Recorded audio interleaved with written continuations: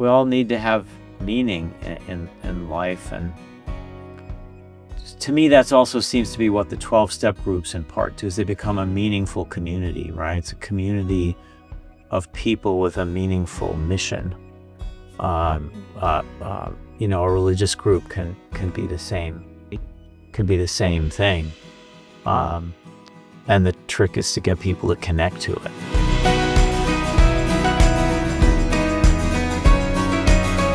Welcome to the Sober Spill podcast. I'm your host, Isabel. On this podcast, we have real conversations with people in recovery, their families, and organizations that pertain to this field. Today, I'm here with the host of the clinical side of our podcast, Jana Wu. Thank you, Isabel. My guests will discuss best clinical practices, new emerging trends in substance use and mental health disorders, and how we can best take care of ourselves and our loved ones in recovery. See you every Thursday. And come spill with us soon. Today on the Sober Spill, we are sitting down with Dr. Edward, or Ned Nunes. Dr. Nunes is one of the leading voices in addiction psychiatry and research. He's a professor of psychiatry at Columbia University and a research psychiatrist at the New York State Psychiatric Institute. Dr. Nunes is an internationally recognized leader in research for treatments of opiate use disorder and co-occurring conditions.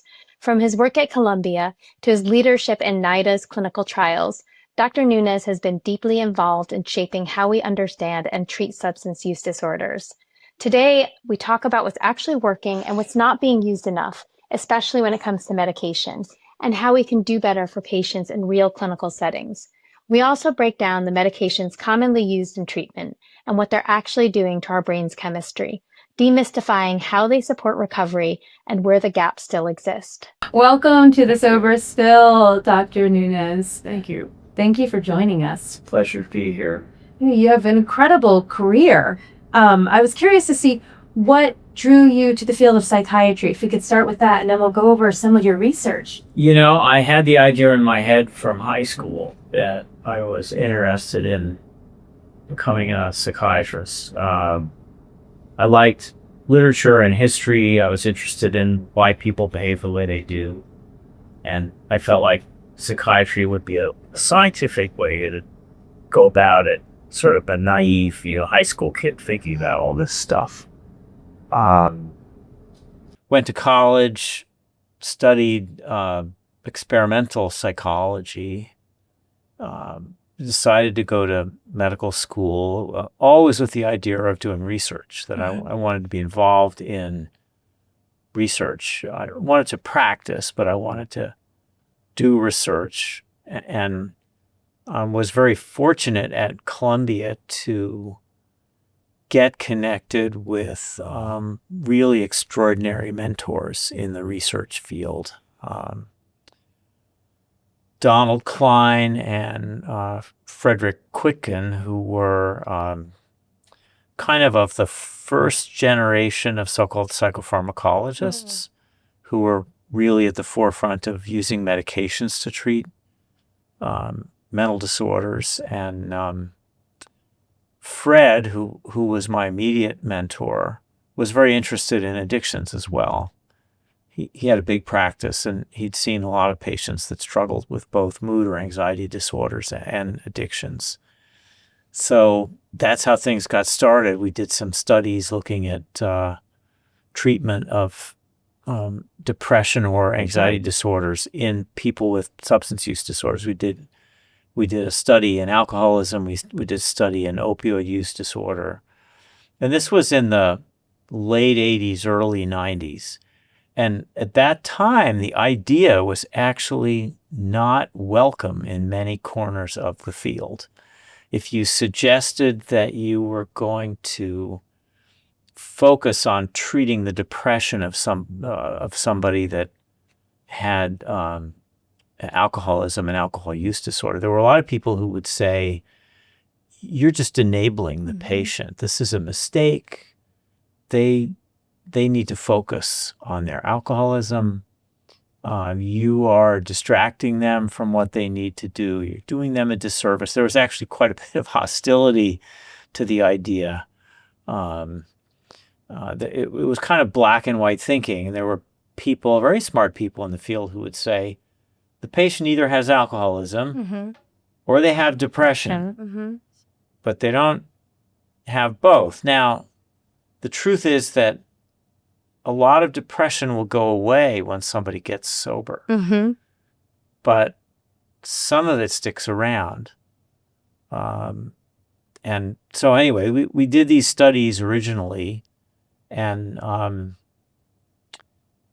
one thing about the studies is that some of the studies we did were at methadone maintenance clinics. We based our work at 2 methadone maintenance clinics, and the patients that we saw there had kind of classic melancholic depressions that you don't see very much of in the era of Prozac, because people know to treat depression with Prozac. A lot of that stuff gets better. These were patients who'd been on methadone maintenance. They had opioid use disorder. They'd never had the depression recognized or treated. And so they had the classic dense, low mood, inability to enjoy anything, insomnia, poor self-esteem, suicidal thoughts in many cases. Really the picture of what's now called melancholia or melancholic subtype of depression in the DSM, but it's very similar to what, like, they say that Aristotle has a description of this, from 2,000 years ago. And that was sort of who we're seeing. You don't see that so much anymore. No. But we treated them with the classic antidepressant at the time, which was imipramine. It's an old-fashioned tricyclic antidepressant, and got pretty good results for a lot of the patients.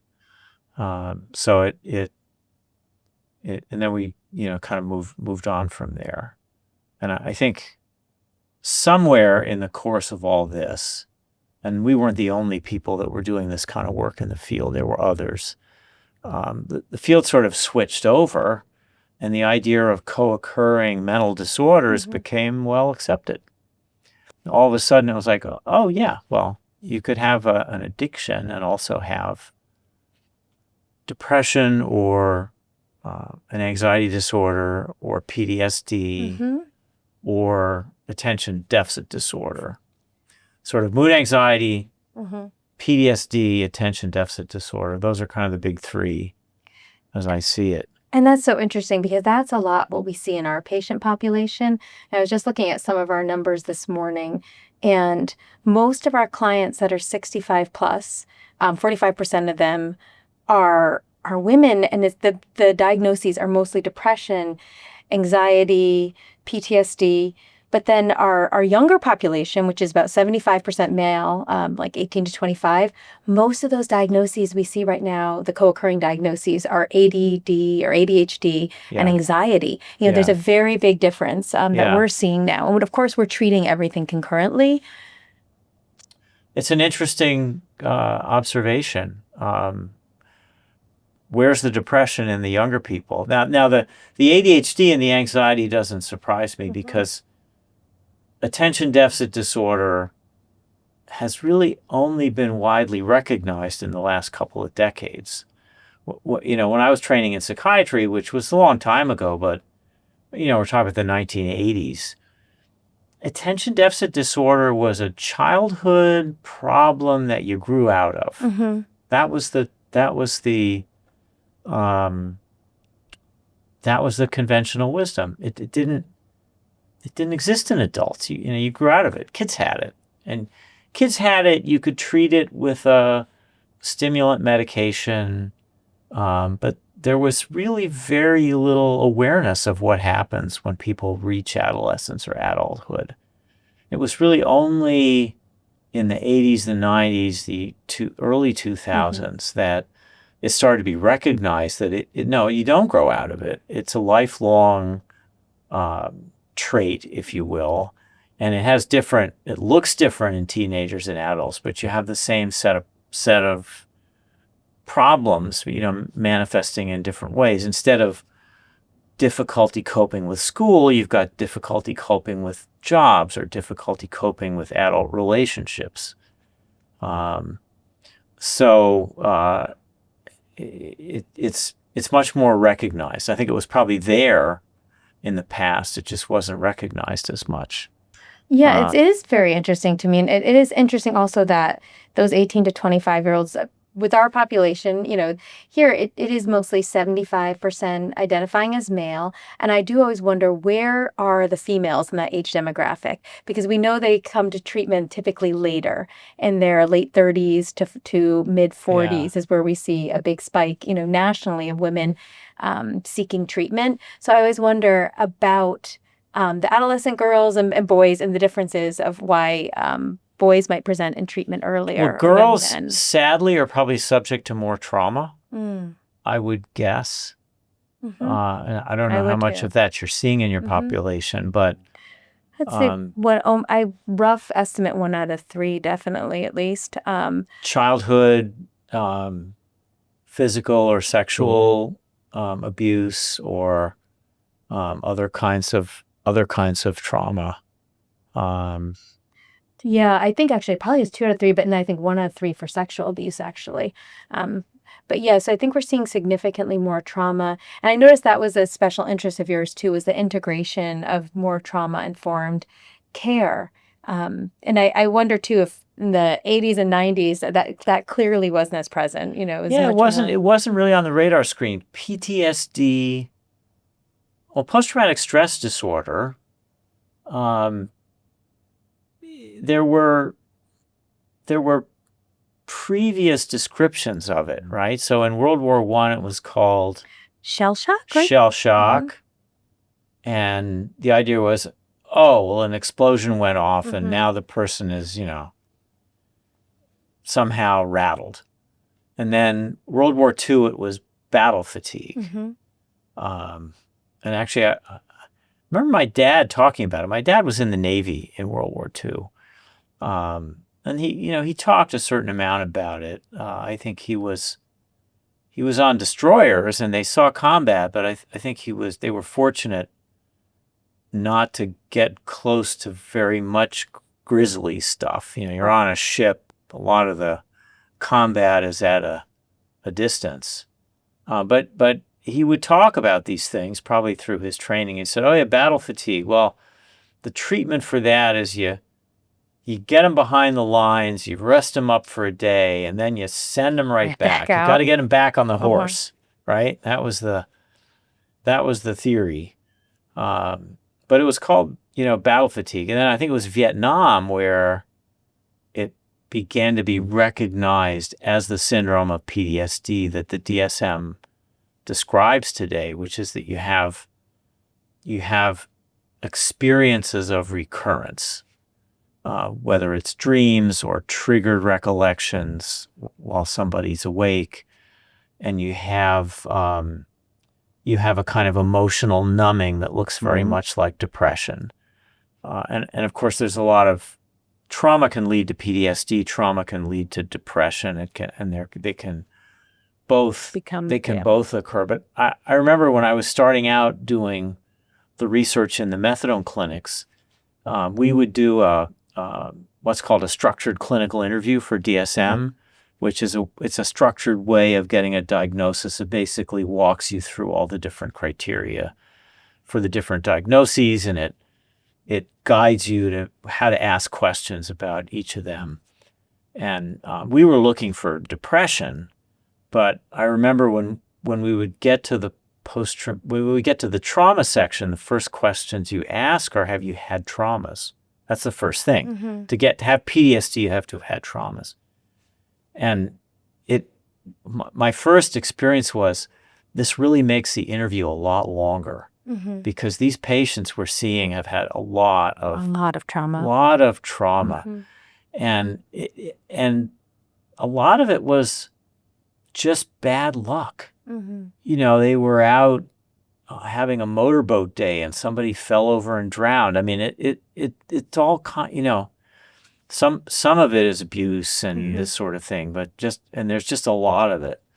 And then a colleague of mine who started working with us, Denise Hien, who's now a very senior person down at Rutgers, got interested in PTSD and started studying it, and she's really made a career out of studying PTSD co-occurring with substance use disorders. But it's absolutely behind the depression a lot of the time. Well, I'm still thinking what you shared about the methadone clinic and seeing the patient's affect and their presentation, and then recognizing at that time they hadn't been treated for their depression. And I know, sometimes our clients say when they've had methadone treatment for a long time, they feel like they have a flatter affect, and that it is like searching for the right find or the right fit for their depression and the methadone. Like some people prefer to go on other methods of treatment we found for long-term care. I was curious if you saw anything different with buprenorphine, because I know some of my clients swear that it helps them actually alleviate some symptoms of depression, or they feel more uplifted or more energized. It's a very interesting story, but I would say if I've learned one thing in all these years is that everybody's different. The nervous system, the brain is so complicated, and a person's life experience is so complicated. People are different. You have people whose depression gets way better on methadone, and then you have people who don't feel good on methadone. And then buprenorphine there's a big story about buprenorphine because the opioids, there's different receptors. And it's always important to keep in mind that when we talk about receptors and things, we have a very simplified understanding of what's going on. If you talk to a real neuroscientist, you start to think about how complicated all of this is. It's very complicated. We have this idea, these receptors, and they're these little proteins sitting on the surface of the cell. But anyway, there's mu receptors, which is the classic morphine receptor. And that was actually one of the first receptors discovered in the field of biochemistry, in the field of molecular biology. That was one of the first receptors discovered. So there's the morphine receptor, then there's the kappa receptor. And the kappa receptor is interesting because drugs that bind the kappa receptor cause pain relief, as do drugs that bind the mu receptor. But they are they're dysphorogenic. So in animal models, animals will work to avoid kappa agonists. They'll work to avoid drugs that stimulate kappa, as opposed to drugs that stimulate the morphine receptor, the mu receptor. Animals will work to get that. It tends to be rewarding. Yeah. So the idea developed that if you had a drug that blocked the kappa receptor, that would be an antidepressant, because these receptors all have their endogenous ligands. So our brains are making substances that bind these receptors naturally. The endogenous substances that bind the kappa receptor are called dynorphins. And that, the mu receptor, it's either enkephalins or endorphins. Everybody talks about endorphins, right? But anyway, the dynorphins, the idea is if you blocked the kappa receptors, you would be blocking a system that makes people feel bad. So it would be an antidepressant. And buprenorphine blocks kappa receptors. So it's a partial agonist, so it partially stimulates the mu receptors, but it blocks the kappa receptors. And so the idea was, well, maybe it's an antidepressant. And so there's been a lot of interest in that. It's been studied as a treatment of depression. I think there's the occasional patient for whom it's true. But as a general rule, it's not a generalization for everybody. No, definitely. So again, I think there are people who feel good on buprenorphine. There are people who don't feel good on buprenorphine. Same with methadone. And then, naltrexone. My colleagues and I have done a lot of work with naltrexone for opioid use disorder. It's not popular, and it has problems with treatment for opioid use disorder because it's too easy to stop, frankly. That's interesting. But there are definitely patients that feel good on naltrexone. Absolutely. I feel like we've seen a resurgence in popularity. I know many people that utilize it off-label when they are getting off of or want to abstain from kratom as well. We're seeing nationwide several people using naltrexone and Vivitrol for that. And you know, there was thinking for a while that it was actually barbaric to give somebody with opiate use disorder naltrexone. Why was it thought of as barbaric? So this is the theory that opiate use disorder is a deficiency of opioids in the same way that diabetes is a deficiency of insulin. Mm-hmm. And so if you were to block the insulin system, that would be horrible for someone with diabetes. It would make Them diabetes uncomfortable. much worse. Mm-hmm. And so the idea was that if you block the opioid receptors, it's going to make people with opiate use disorder much worse. Now, it is true that some people get depressed on naltrexone. It's a side effect you have to watch for. But many patients, in our experience, feel good on naltrexone. And they'll say, you know, for the first time in a long time, I feel like I'm not on a drug, because it doesn't have any intrinsic effects. It's just a blocker. Unless you believe it blocks kappa receptors. So unless you believe that blocking the kappa is doing something good, you know.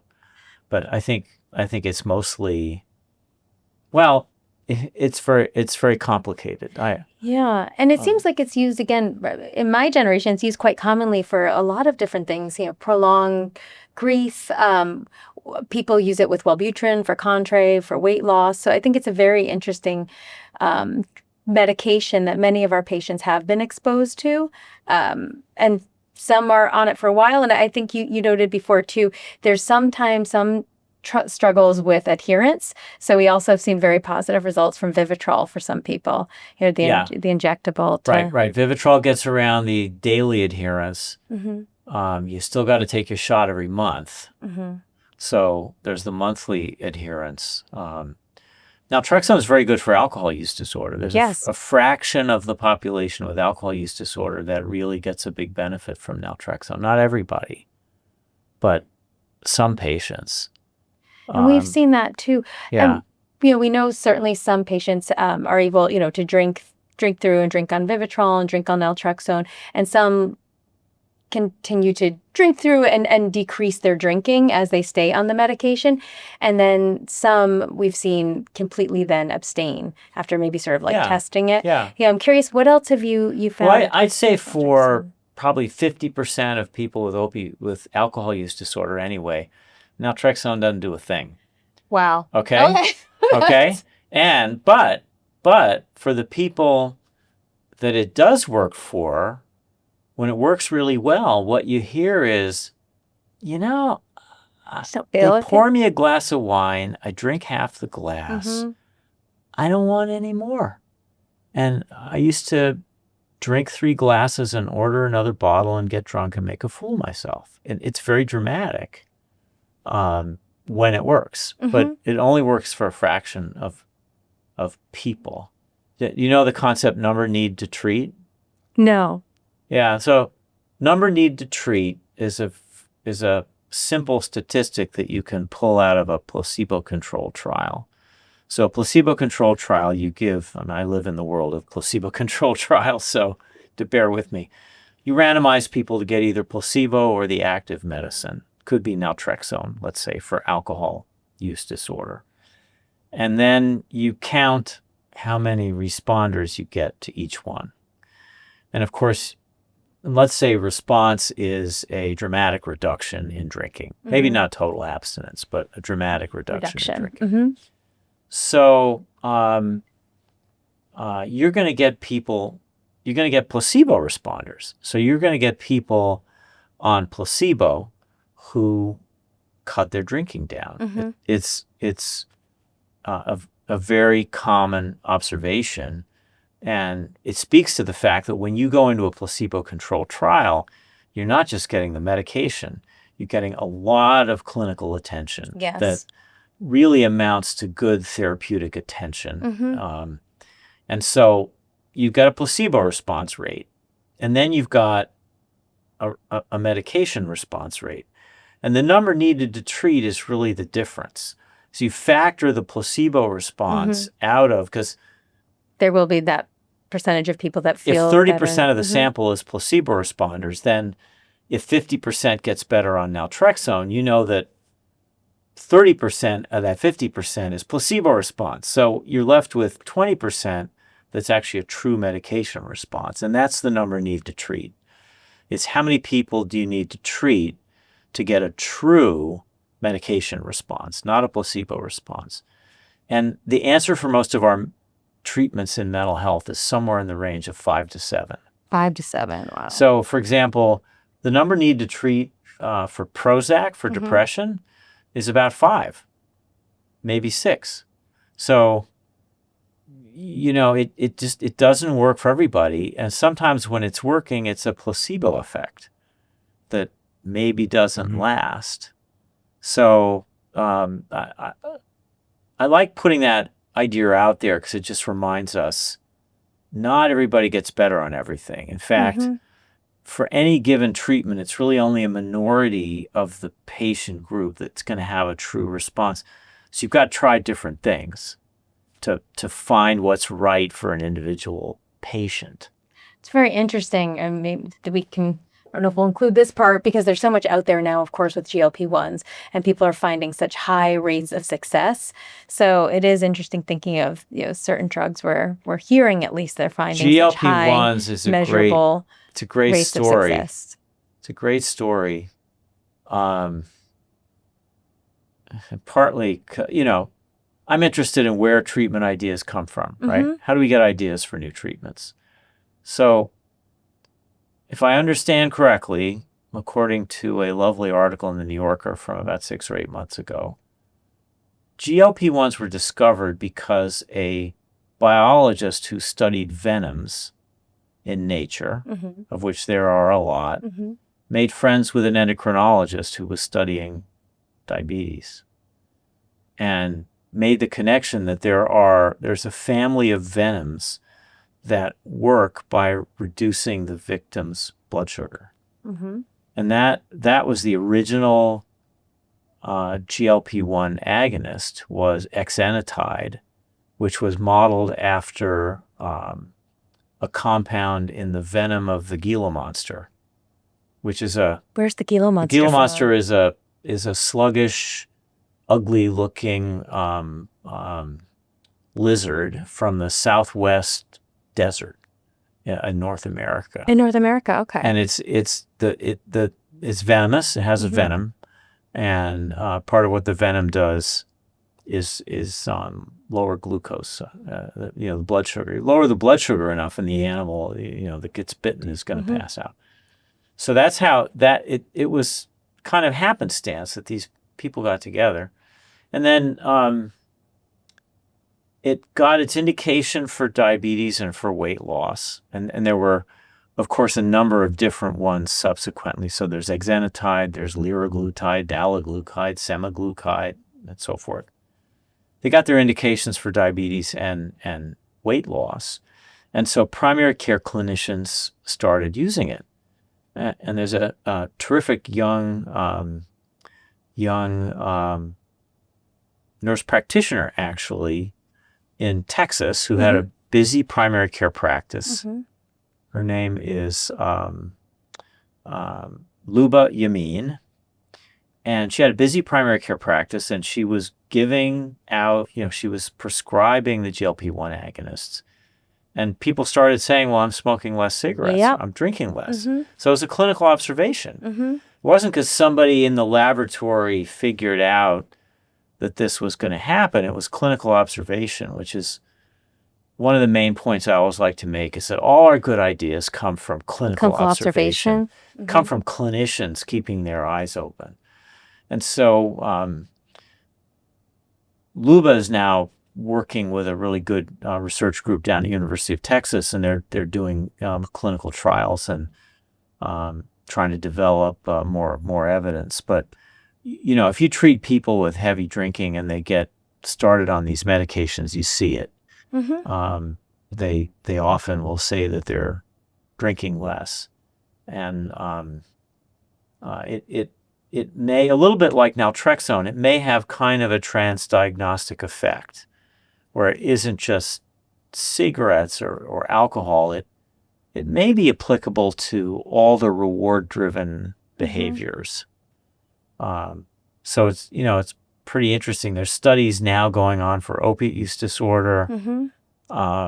Should get started studies for stimulants and cocaine. For GLP-1s for stimulants and cocaine? No. That's really If interesting they're to me. not getting studied for these things, they should be. Okay. They should really be studied for all these things, because the GLPs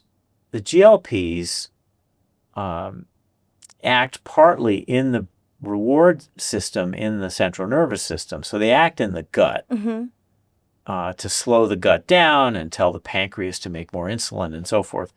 But they also active in the brain, where they're modulating the reward system, and they're altering or attenuating the impact of reward-driven behaviors like addiction. That seems to be what's going on. So if they're not being studied for each of those problems, they should be, and they will be, eventually, meaning that there'll be placebo-controlled clinical trials, and we'll be able to see how much evidence is there that they're helpful. Cannabis doesn't really have any medications to speak of. Yeah. To help with it, and it's a big problem. It is. It's a big problem. Cocaine, amphetamines. Well, I wanted to talk about cocaine for a little bit too, because we've seen a pretty significant increase. We saw a 20% increase from 2023 to 2024, and then a 27% increase from 2024 to 2025. And already starting this calendar year, we're seeing, just a significant part of our population is utilizing cocaine again. It's back. More admissions for cocaine. Yes. Significantly more admission for cocaine. It's very interesting to see the community shift. I mean, Casey and I were talking about it. I think there's a few different reasons why people are switching ships now and choosing different substances. I think some people are choosing to drink less. People want a stimulant type effect again. There's a lot of fear still around utilizing opiates, even though we know fentanyl could be in coke. Definitely seen a reemergence. It's always interesting to ask people, what is it doing for you, right? Why do you like it? Why do you like it? It's one of the other things that's always struck me is that there's a lot of we talked about individual differences, right? There's a lot of individual differences in whether or not people like a particular drug and why. But looking at your whole career that spans 5 decades, at least you've seen there are a lot of cultural shifts and trends. And so we see sometimes as a culture, we start to getting our MU receptors filled more. I see that still as a culture we really like. We have a very strong relationship. Epidemics of drug use kind of wax and wane. Unfortunately, I think some of it has to do with the criminal organizations that are marketing it. They're very clever, and they're trying to figure out what they can market and make a profit off of. And so it's not my area of expertise, but it seems clear that they're very well organized. They're always looking for the next thing. Like these adulterants that are getting added to fentanyl and opioids, like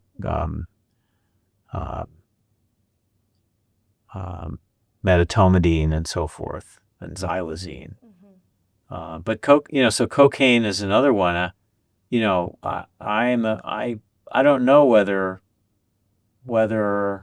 there's a calculus going on that the distributors, if you will, the illegal distributors, are seeing a decline in demand for opioids, and they're looking around and say, what else can we sell? I hate to say it. I mean, and then they're out in the community making it available. And if you make it available, the people that are vulnerable will get hooked. and, and that's clear, right? What have you seen though in your research around cocaine? Is there any type of like mental health relationships you've seen as far as anxiety or depression or co-occurring Well, disorders? cocaine is very similar in its pharmacology to methylphenidate, Ritalin, which is used to treat attention deficit disorder. It has a faster onset. If someone injects or insufflates cocaine, the blood level goes up very quickly, and the rate of rise in the blood level is kind of one of the things that drives the rush, the rewarding properties of the drug. How fast? As opposed to methylphenidate taken for medical purposes, a pill, it gets absorbed slowly.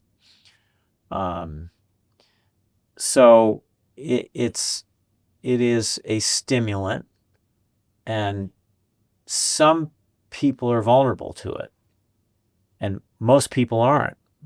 And that varies within people with addictions. In my experience,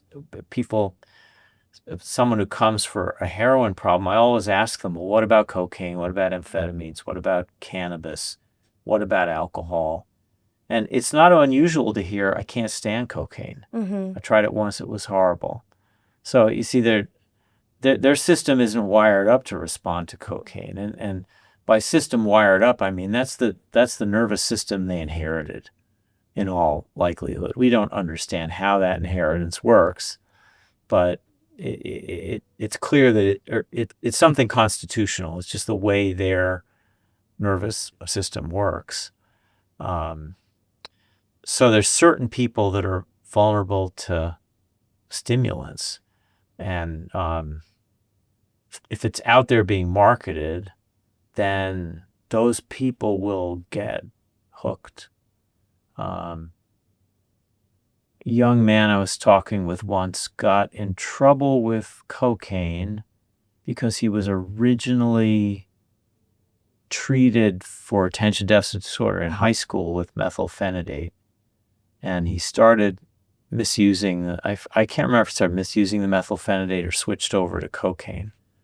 But what he said to me was, I wish they had never written me that prescription. Yeah, sort of.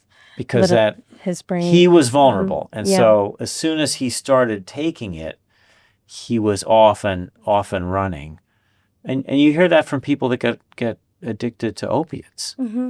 They get, high school kid gets a nasty sports injury, needs surgery, is in a lot of pain, gets treated with opiates, and most people are happy to be done with the opiates. They don't like how opiates make them feel, other than it's a great painkiller. The vulnerable subgroup of the population is like, oh, gee, I feel really good. Really good, like too good. And then if they're not careful, they can become addicted to it because they have this outsized response to it. So I'm sorry to hear that cocaine's coming back. I guess it doesn't surprise me. My guess at a very economic level is that it's getting marketed to the population. I think that, and I think too, there are just other cultural trends. I think most of our patients that do struggle with cocaine, and our stats are, they're based on our urine screens and then the diagnoses, of course. But it is predominantly men, around 35 is sort of a median age for cocaine. It's a performance enhancer until it's not. Actually, I was on the phone the other day with one of the really innovative emergency room doctors it's one of the great developments in the field is that there's a whole kind of subfield of emergency medicine now that's gotten interested in addictions. Yeah, it's very and cool. Interested in early intervention, detection in the emergency room, early intervention. Anyway, this is one of the most prominent people in the field, and he said, methamphetamine is a performance enhancer until it isn't, and it's true. Amphetamines are absolutely performance enhancers. You can concentrate better, you can get more work done, until it gets out of control, and then it becomes impairing. So it may be what you're talking about is people are attracted to the performance enhancement. That's well said. They have, they have demanding jobs. There's a lot of pressure to make a living. How do you stay employed? How do you perform well? Mm-hmm. And you find this, and it's like, gee, this is like better than a cup of coffee. Mm-hmm. I can really, Perform. Yeah. That is Yeah. very interesting. Yeah. Can I? I was curious what are your thoughts on stuff like ibogaine or psilocybin for therapeutic value. We see a lot of our folks that have gone through treatment, Yeah. and really want this to work. Yeah, a lot of seeking. Well, I recommend Michael Pollan's book, Mm-hmm. How to Change Your Mind. Have you seen it? Do you know Mhm. Michael I Pollan? don't know. Sorry. Michael I have Pollan's that book. Yeah. he's a wonderful author. He's written a lot about botany. Botany. Yeah. So you've heard these books. He wrote the Botany of Desire. He wrote the Omnivore's Dilemma. He writes about the interaction between humans and plants. Mhm. But How to Change Your Mind is about the hallucinogens and psilocybin. But it's a very interesting story. Much like a lot of these other treatments that are discovered by accident one way or another, apparently in the 1950s, when hallucinogens were first emerging into Western culture, there was a lot of observation that it helped some people with alcohol use disorder. Mm-hmm. Apparently, there was a whole network of treatment programs in Western Canada that was using hallucinogens routinely as part of the treatment. According to Pollan's book, Bill W., one of the two co-founders of Alcohol Anonymous, had his spiritual awakening taking an ergot alkaloid, which is similar to LSD, at a treatment program in New York City, a program that doesn't exist anymore. But back in the 50s, they were giving this stuff out. Sure. And some people were saying they benefit from it. So it was, hallucinogens were dismissed as part of the war on drugs. And when I went through training, there was very little training in them. We were just told they're of no use. Mm-hmm. They make people hallucinate and they make people crazy. They have no medical use. That was it. There was nothing was taught about this early experience in the 50s and 60s. But now it's getting some serious attention. So it seems likely that psilocybin will get an FDA approval for treatment of major depression. Mm-hmm. The studies, large placebo-controlled trials have been done, and it seems like there's a pretty clear therapeutic effect. So it's going to get approved. Now, it's going to be a real challenge to implement because that treatment is a multi-day affair, right? It comes with a package that includes some therapy sessions to orient, and then there's an entire day that's set aside to actually take the psilocybin. And then there are debrief sessions afterwards. So there's a lot of concern it's going to be a niche treatment that's only available to people who can pay for it and so forth. But it's going to get an indication for depression. It may work for addictions. The studies need to be done. But apparently there is a literature from the 1950s of scientific studies suggesting that it's effective for alcohol use disorder. So one of the things that Michael Pollan did in his book is he went back and looked up these studies. So it's pretty interesting. There's ketamine, which is a lot simpler to use than psilocybin. Ketamine's a general anesthetic. It's been around for many, many years. It's widely used, and it produces an altered state of consciousness for maybe an hour. It's very short acting, but it seems to leave people who respond to it, and again, not everybody does, the people who respond to it come out of it feeling much better, and that experience of feeling much better lasts for anywhere between 3 and 10 days.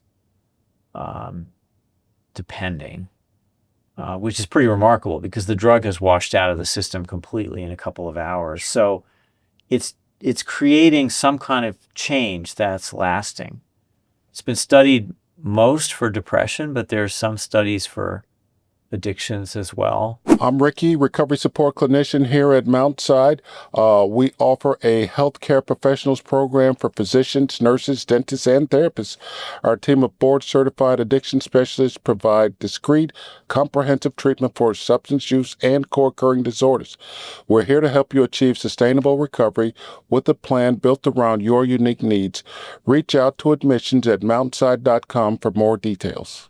It seemed like there, about 3 or 4 years ago, there was a big boom. We had several clients that were seeing telehealth practitioners, sometimes from down south or other states, and getting prescribed at-home ketamine, and they would do virtual sessions. And then regulations around that shifted.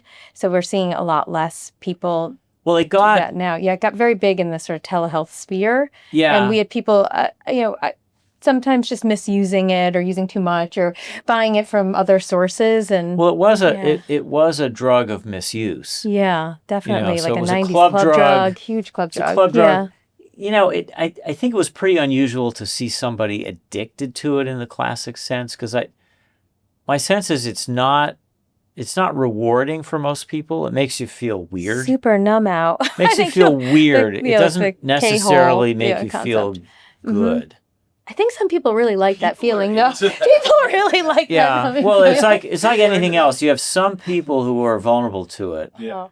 and then that's a problem. But most people are going to not like the feeling in the immediate moment. The question is whether they're going to feel better afterwards or have a change in their behavior afterwards. Ibogaine is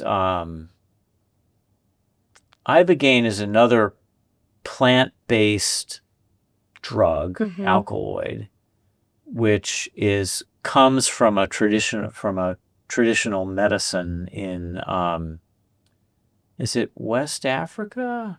I thought it was South America, but No, No? ibogaine doesn't come from South. Okay. It's- Is it? Yeah. Africa? Yeah, I mean cocaine comes Yeah. from South America, and the South American peoples have been brewing coca tea for probably millennia. So ibogaine comes from, I think it's an African plant, and it's part of a traditional medicine, but it's been used by people to get off of opioids.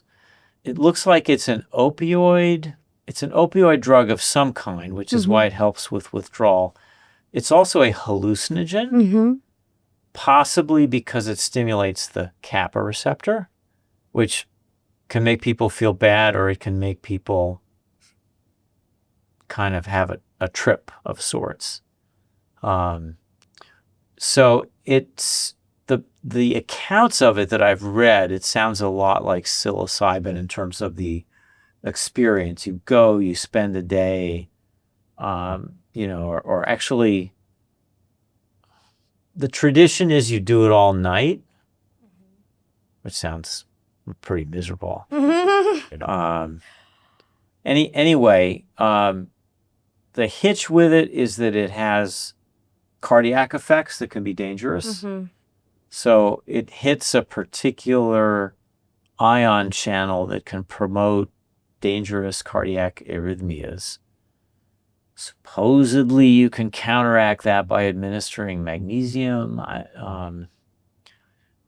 There are companies that are trying to come up with safer versions of ibogaine. So we'll see. That's a potential development. Safer in the sense that they don't hit the heart. The cardiac. They don't have And- the cardiac effects. We definitely have a lot of clients that, are seeking, they're trying and they're going on, paying a lot, sometimes private pay, and going and trying ibogaine or other things.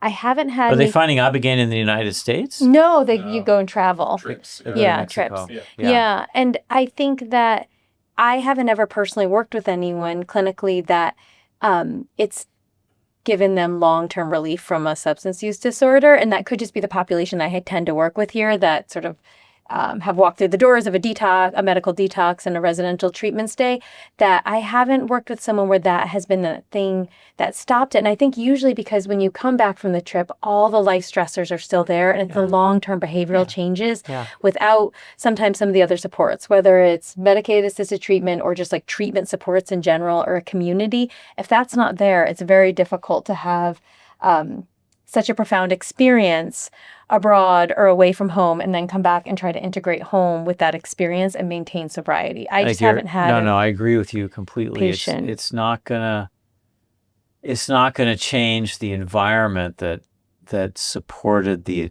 addictive behavior, and it's not going to help everybody anyway.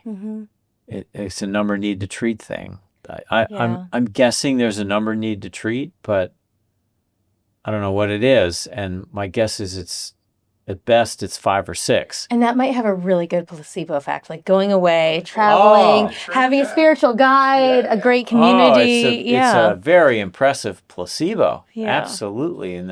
Well, so as somebody that is in recovery and sought for a long time the pill, right? The silver bullet, which I've done every MAT under the sun. It was only until I found spirituality that really helped, sort of, I don't know, change my perspective.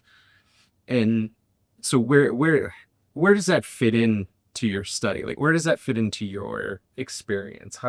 Where have you seen that? Or how does it fit in? So, I believe it's very important, and I always try to talk patients into getting involved with a 12-step program like AA, to get really the many features of a 12-step that I think are operating. And I think the spirituality is part of it. I feel like the community is part of it. Patients I've had that have really benefited from 12-step, it becomes a meaningful community for them, which is very important. Of course, it's hard to convince people to go. That's an ongoing effort of motivational interviewing or whatever. You're trying to motivate people to do it. I study clinical trials that look at the efficacy of treatments, and I give a talk every couple of years about all the different behavioral treatments that developed for addictions and what do the clinical trials show in terms of the evidence that they work or they don't. And in my reading of all that literature, the three and my colleagues that are very involved in the other treatments would disagree with me possibly, but the three that to me are the most impressive in the long run are 12-step facilitation, manual guided drug counseling, and medical management. So 12-step facilitation is a manual guided treatment that was developed as a way for clinicians to help guide their patients into 12-step participation.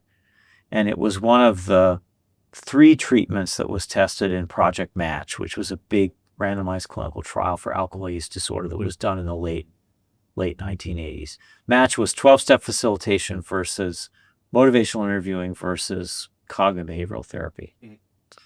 And at the end of the day, when they looked at the long-term follow-up, the group that had the most abstinence from alcohol was the group that was assigned to 12-step facilitation.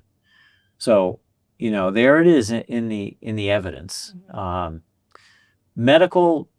Drug counseling, manual guided drug counseling, was developed as the control group for a large study of therapies for cocaine use disorder that was conducted also in the late 80s, early 90s. It was called the Cocaine Collaborative Study. It was a study funded by National Institute of Drug Abuse. And once again, there were 3 groups. There was supportive expressive therapy, which was a kind of psychodynamically oriented therapy. There was cognitive behavioral therapy, and there was manual guided drug counseling. Manual guided drug counseling was designed to encapsulate in a manual what a good drug counselor does, which includes emphasis on the goal of abstinence and attending 12-step groups. So very similar in many ways to 12-step facilitation. Because, of course, the other thing about you go to 12-step group like Alcohol Anonymous, the goal is abstinence. And that's something that's very difficult for a lot of patients to accept. They want to cut down. They want to control. They don't want to, and you can understand it from where they're coming from, but that's a hurdle. Yeah, some people succeed in the end in controlled use, but it usually doesn't work out that well. But anyway, that was drug counseling. Then medical management was developed for the Combine study, which was also a National Institute of Alcoholism funded study, which contrasted naltrexone, acamprosate, and placebo. The three, naltrexone and acamprosate being the two FDA-approved medications for alcohol that aren't antabuse. So Camprol, right? Camprol, Yeah, just for our Camprol, listeners. Yeah. Yeah. And then there were two levels of psychotherapy. There was a cognitive a combination of motivational interviewing and cognitive behavioral therapy. And then there was they either got that or they didn't. And then there was medical management, which was very much like drug counseling, except it's designed for the prescribing physician. So it's basically a manual that guides the prescribing physician. What do you talk about? What bases do you cover when you sit down with your patient that you're to whom you're prescribing naltrexone or acamprosate? And it emphasizes the goal is abstinence. You should go to 12-step groups. You should do whatever else your treatment program is telling you to do, whether that's other groups or whatever. And if you're having trouble with those three things, well, let's talk about it and see what we can do about it. And in each of those cases, it's the drug counseling, the medical management, the 12-step facilitation that actually had the best outcome. And it's not to say that the other treatments aren't valuable. Sure. But at the end of the day, I'm very impressed with the therapies that keep it simple and establish abstinence as a goal. The patient doesn't have to accept that goal, and then you can talk about it. Yeah. But it's the goal, and I think that's one of the things you get from 12-step. You also get the spirituality, the effort to kind of just work on yourself and what are my strengths and weaknesses and how can I get along with people better and all that. But I think the spirituality part is maybe the least researched because it's kind of mysterious. But according to the people who do research on psilocybin and the hallucinogens, there's a scale that's been developed called the mystical experience scale, which is a little it's a little checklist that asks questions like, to what extent did you feel like you were part of some greater power? To what extent did you feel connected to other people and to the universe, and so forth? Like 10 questions. And there's some evidence that when the likes of psilocybin works, or even the likes of ketamine works for somebody, it's because they have a higher score or on the mystical experience. They've had a transformative experience or connection. They've had a spiritual experience. So I think it's beginning to be recognized, and it can be studied, if you will. When I was in grad school in 2009, I went to Smith and we had a thesis project. My thesis project was assessing the benefits of practicing spirituality during a time of incarceration. I did a study of incarcerated Texas males that identified of us having a different spiritual experience. And what my findings basically came out in the end is that it was profoundly impactful, especially during times of solitary confinement, to have had a spiritual relationship and connection. This was Wow. just like a master's level thesis. Wow. Like, Did you actually interview 2009. prisoners? Yeah, I did. Where? I drove In all over Massachusetts? Texas. No, in Texas? Texas, in South Texas. Yeah. Wow. It was incredible. It was Wow. really incredible to hear their experiences. Wow. Did you publish it? Through my grad school, like just through Smith College. Yeah. Yeah. Yeah. There's no question. It's very important. It creates meaning, right? Yeah. We all need to have meaning in life, and to me, that's also seems to be what the 12-step groups in part do, is they become a meaningful community, right? It's a community of people with a meaningful mission. A religious group can be the same. It can be the same thing. And the trick is to get people to connect to it. I think it's important to note that you just separated AA and a religious group as two different entities, because that is something that prevents a lot of folks from engaging. Oh yeah, well you mean I don't believe in the God thing. I can't take the God thing. Yeah, you try to say, well, you take that, you interpret that however you want. I try, right? Yeah, when I hear that, I try to get people to just, take it with a grain of salt. Go with Put it. it aside, right? Yeah. Go with it. Just You're willing to do right now. Yeah. We just put them in vans and take them. But I think we're also very respectful if it doesn't work for people, and we utilize smart recovery and Yeah. But Dharma you take recovery. people to meetings in the community. Correct. Yep.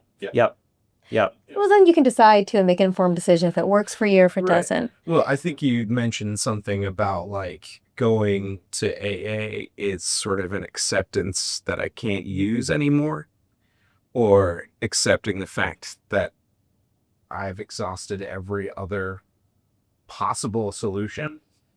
And you meet and hear people that went through the same struggle and are further along. Yeah. Yeah. And you say, oh, okay, well, here's somebody who was where I am now, and in the end accepted the need to be completely sober. And it worked for them. Yeah, it's a big ask for a lot of people. Yeah. Can I ask another very random question, but I really want to pick your brain on it too, like before we close out? What do you Kratom was just scheduled in the state of Connecticut where we live. At the end of February, they're starting to enforce it now. It's been asked to be pulled off the retail shelves by 3/24. What do you think about scheduling substances?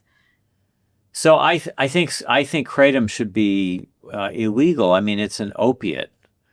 It's not very different from heroin or oxycodone at a simple level. What about for the millions of people that are using it daily for pain management? Well, here's the thing. The problem with making it a Schedule 1, at least at the federal level, is that then it's hard to do research on it. That was my concern, yeah. And actually, I'm aware of at least one research program that's going on metragenine. Yes. So metragenine is very interesting. It's an opiate. It's a mu receptor, partial agonist, so it looks a lot like buprenorphine on the surface, and it's an opiate analgesic. It and like buprenorphine, it may be very helpful in that it's an opiate, but because it's a partial opiate, it produces less tolerance and has less risk of respiratory depression. Well, yeah, there's less risk of respiratory depression, but less risk of addiction in general. So it may end up being very useful for harm reduction. Yeah, some people use it for alcohol use withdrawal symptoms and for opiate use withdrawal symptoms, and a lot of people I see though use it for social anxiety. Profound social anxiety.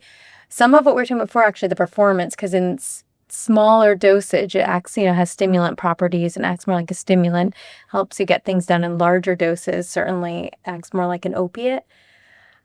There are so many people using it for pain relief. And what I hear from people is, give me another pain reliever that will give me energy. Tell me another pain reliever that will give me energy. Huh. It's a good argument because it's difficult. Well, it's very interesting because I was reading up on it. It does, it also hits, apparently to some extent, hits the dopamine and the norepinephrine system, which have to do with energy.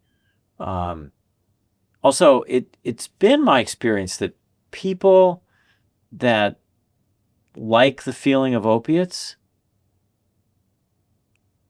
like the feeling because it's energizing. Yes. So now that person should get the same energetic feeling from oxycodone in theory, or buprenorphine.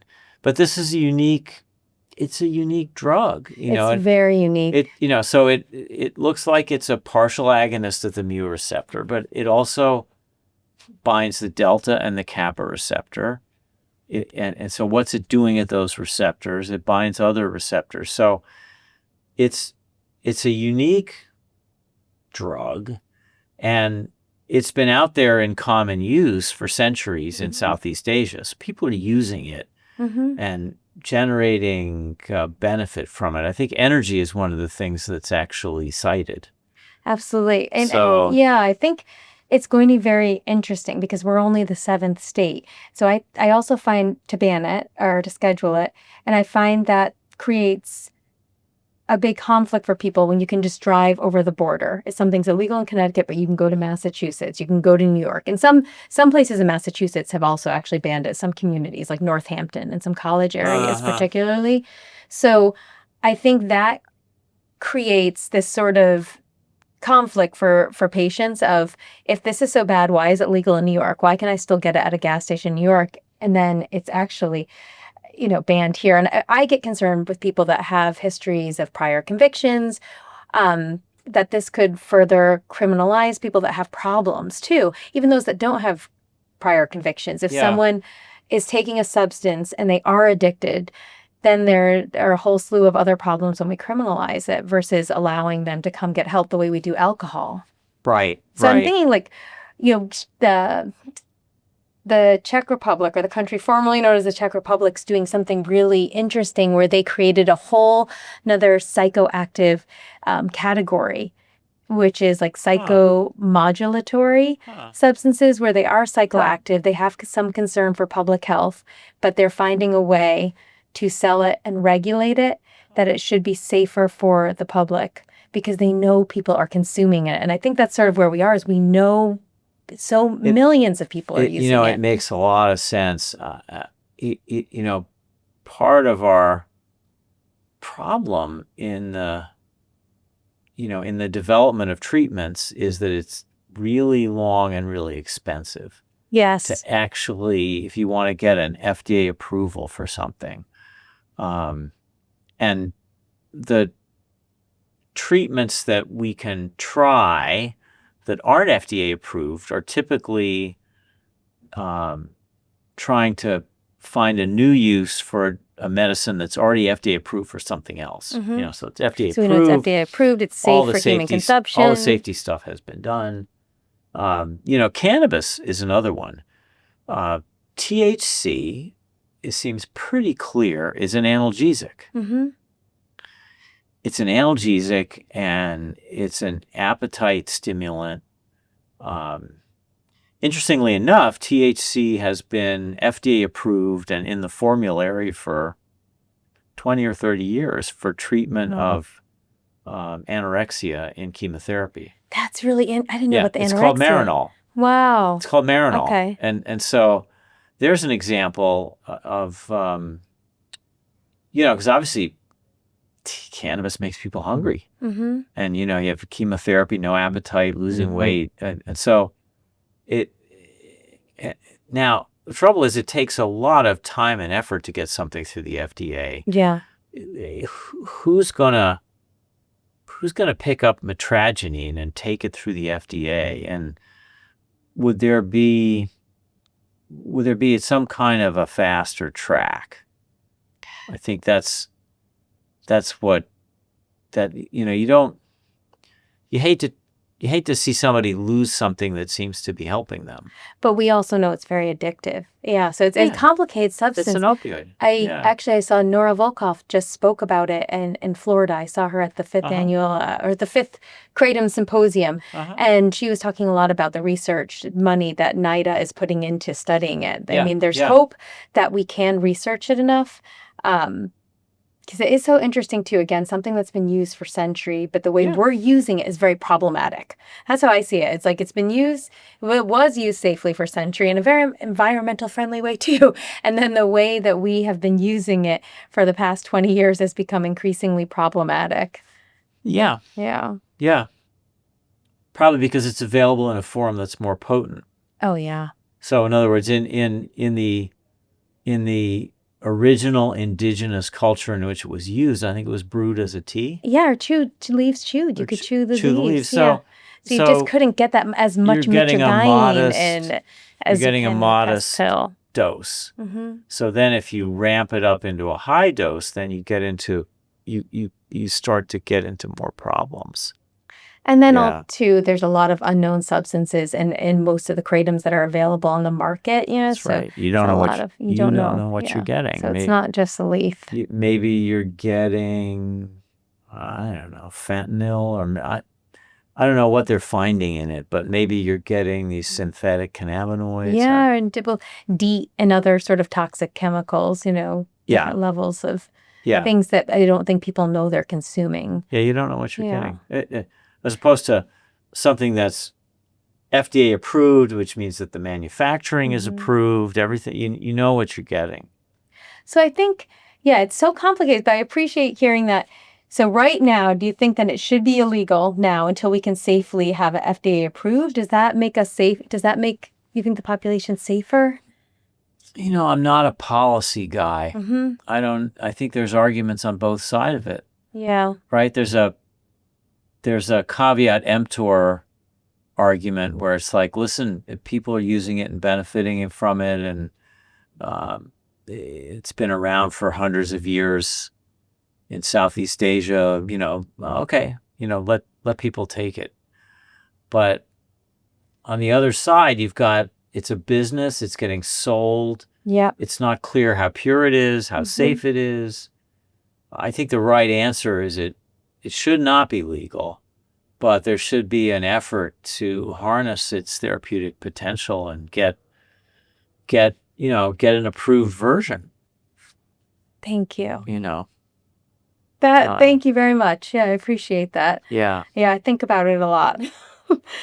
And we've seen a huge increase. Well, it's interesting. You're seeing patients who say, it's a painkiller that gives me energy. Yeah. I'm excited about the research. I'm really excited about the studies because it's like we have so much in real world data that we know people are using it, but we need Yeah. And I didn't realize it takes so long for the FDA to approve something. Yeah. Well, and then the question is, should it be available to the public in the meantime? I mean, the state of New York, at the official state cannabis dispensaries, apparently the cannabis product that you buy there has been tested. Yeah. That's what they're doing in Czech, too. And so you know what you're getting. Now, could you make an argument that metragynine, kratom, could be similarly available if it had been tested to make sure that it's pure and not adulterated and so forth? I don't know. I think that's what we're watching. Like the world's watching. Is it Chechnya? What I've got to learn what they call the Czech Republic now, but they're watching what they're going to do. Yes, the Czech Republic. The Czech Republic. What they're doing with this psychomodulatory, substance where they can test it. It's being sold, in safe distribution sites. It's fascinating. I'll have to look into it. Labeled properly. So it'll be interesting to see because it used to be sold in vending machines there. And there's a lot of public consumption. Grocery stores, vending machines, sort of here where we have it in gas stations and head shops, vape shops, health food stores. Yeah. Thank you so much, Dr. Nunes. Well, it's such an interesting It was a pleasure. conversation. It was fun to talk all this stuff over, and I learned something. Metragynine the painkiller that gives you energy. These are the insights that really forge progress. Is when you hear something from patients, you hear something consistently like that. Yeah. Okay, one more random question that we might weave in later. So naltrexone, I've always thought of as something you take and it slows the brain down enough where you can have a choice point and you can make a different decision. Is that not at all true? Because that's, again, something that clients tell me that they like naltrexone because it helps them make a better decision, that they get to a decision point and instead of being like, F it, they're like... I mean, naltrexone on the face of it blocks it blocks mu opiate receptors, and it also blocks kappa receptors. So it blocks both of them.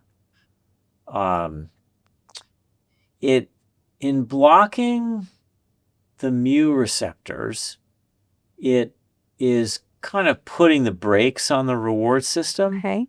Is one way to think about it. And that is presumably why, in addition to being a treatment for opiate use disorder, it's a treatment for alcohol use disorder for some people. So somehow the dopamine stimulus in the reward system that they're getting from alcohol is attenuated by the naltrexone. Even the naltrexone isn't directly doing anything to the alcohol, but it's putting the brakes on the ability of the alcohol to stimulate the reward system. And that's my first thought about what the patient's describing, is that their reward system is not as excited about the alcohol or whatever it is. So they can make different choices. That's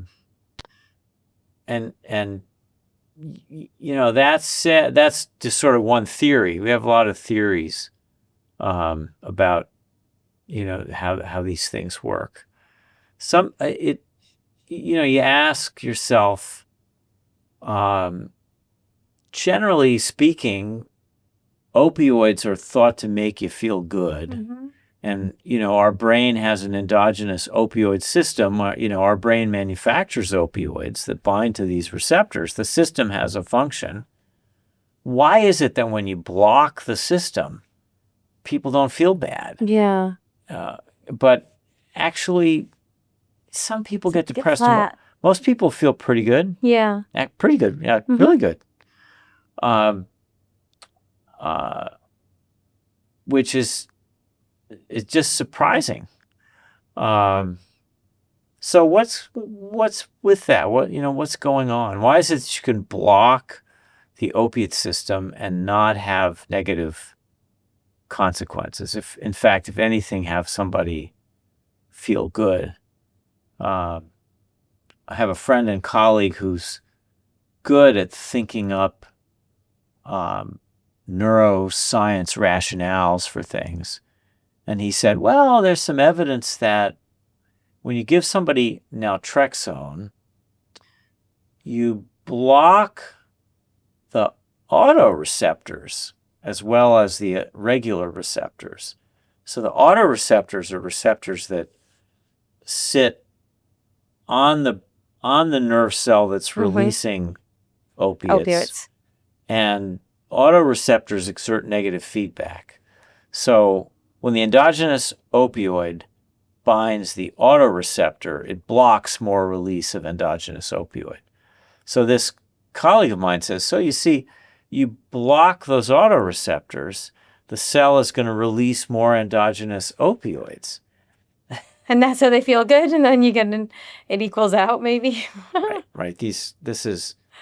We are always trying to understand these mechanisms. How it works. But it's very complicated and like plants too.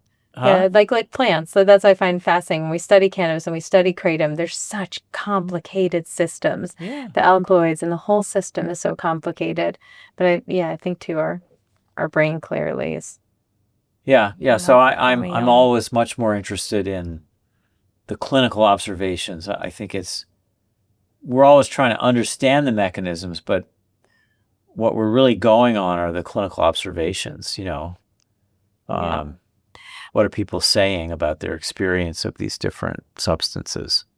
Well, I think what you described too is what they sometimes say with Contrave, where it's like the Wellbutrin and the naltrexone, that ability to not do like take it or leave it a little more, like the alcohols instead of that chocolate cake. Well, the idea would be that does the naltrexone block the excessive reward experience that somebody's getting from high calorie foods? Bupropion is a little bit of an appetite suppressant. It's basically a mild stimulant. Oh, I didn't realize that. Yeah. That's interesting. So bupropion is an antidepressant, works mainly through norepinephrine, but it works through dopamine a little bit. Mm-hmm. So it's a little bit like Ritalin or methylphenidate, and so it's a little bit of an appetite suppressant. And so that was the idea, was to combine the appetite suppressant effect with whatever the naltrexone is doing. It's interesting. I've prescribed it. I don't think it's real powerful. Mm-hmm. I haven't had anybody have like a bang-on great response to it. Oh, the Contrave? Yeah. Yeah. But I mean, again, it's number need to treat. Yeah. I'll bet the number need to treat for Contrave is 8 or 9.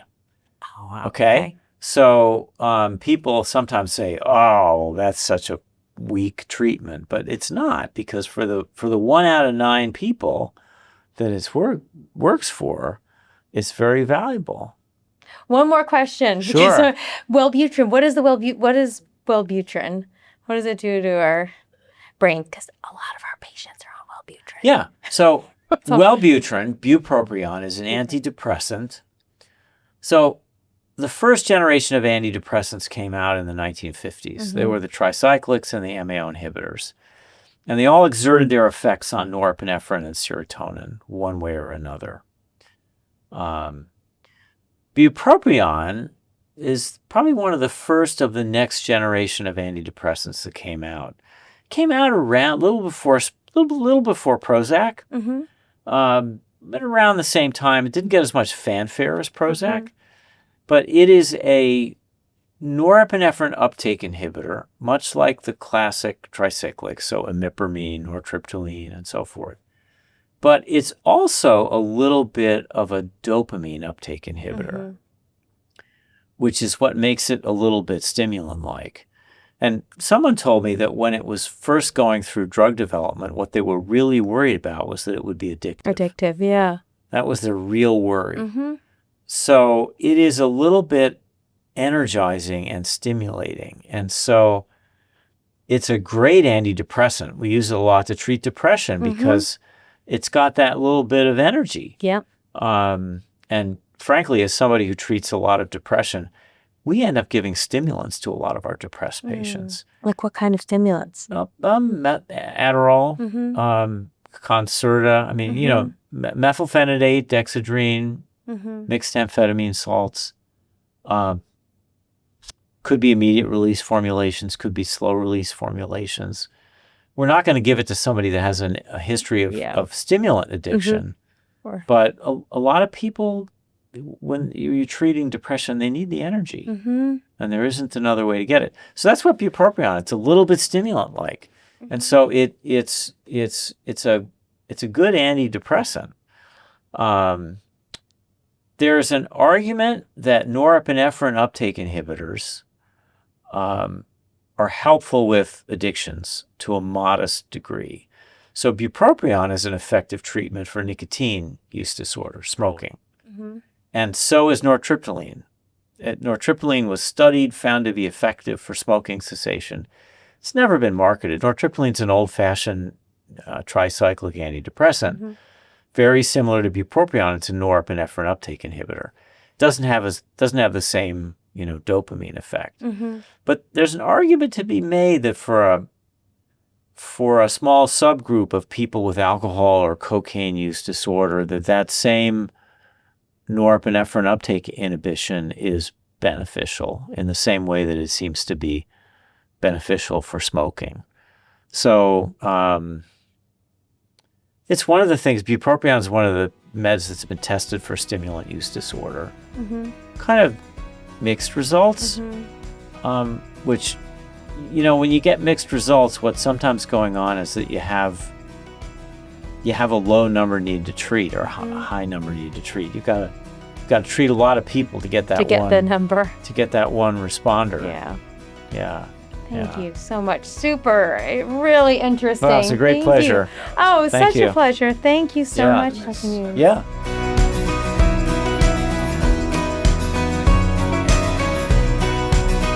If you or a loved one is struggling with addiction, Mountainside can help. Call 860-365-6764 to speak with our caring treatment team.